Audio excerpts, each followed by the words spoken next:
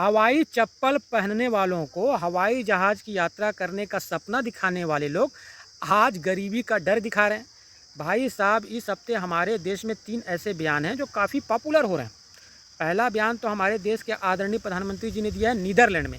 उनका कहना है कि वैश्विक स्तर पर इस समय जो हालात हैं, यदि उन पर काबू नहीं किया गया तो वैश्विक स्तर पर गरीबी आ जाएगी। मैं आदरणीय नरेंद्र मोदी जी से कहना चाहता हूं कि हे मोदी जी, देश की जनता ने आपको गरीबी मिटाने के लिए चुना है, न कि गरीबी लाने के लिए। खैर, मुझे तो ऐसा लगता है कि आपके छोटे भाई धीरेन्द्र शास्त्री ने भविष्य देखकर आपको पहले ही बता दिया है कि देश के अंदर गरीबी आने वाली है। तो ज़रा धीरेन्द्र शास्त्री से ये भी पूछ लेते आप कि ये गरीबी मिटेगी कैसे। मैं आपसे कहना चाहूँगा कि विश्व की सबसे बड़ी अर्थव्यवस्था है अमेरिका, चाइना, जापान, जर्मनी, लेकिन वहाँ के किसी भी राष्ट्रपति ने, किसी भी प्रधानमंत्री ने अभी तक ये नहीं कहा है कि वैश्विक स्तर पर या उनके देश के अंदर गरीबी आने वाली है। तो आपने ये बात किस आधार पर कह दी? क्या वाकई देश की अर्थव्यवस्था पूरी तरीके से खोखली हो चुकी है? आपको ऐसे बयान देने की आवश्यकता क्यों पड़ी?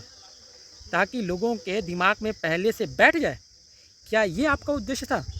आदरणीय मोदी जी, यदि आप देश नहीं संभाल पा रहे हैं तो भैया आप अपने 5 देशों की यात्रा को कंप्लीट करके हिंदुस्तान आइए और राष्ट्रपति भवन जाइए इस्तीफ़ा लेकर, और इस्तीफ़ा दे सकते हैं आप, क्योंकि देश को चलाने के लिए और भी योग्य नेता हैं हमारे देश के अंदर। वैसे भी हमारे देश के अंदर एक कहावत बहुत तेज़ी से प्रचलित हो रही है, मुँह चलाना आसान है लेकिन देश चलाना आसान नहीं है।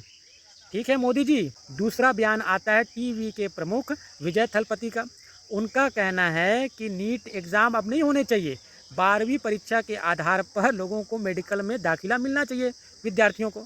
मैं कहना चाहूँगा कि भाई साहब, आपको शायद पता नहीं कि हमारे देश के कई ऐसे राज्य हैं जहाँ पर 90% अंक आते हैं उन विद्यार्थियों के भी जो अपना नाम सही से इंग्लिश में नहीं लिख सकते। समझ रहे हो आप? हाँ, तो भैया नीट एग्ज़ाम ज़रूरी है हमारे देश के अंदर। और तीसरा बयान आता है हमारे सेना प्रमुख का। उनका कहना है कि पाकिस्तान ये तय करे कि उसको भूगोल में बने रहना है या इतिहास बनना है।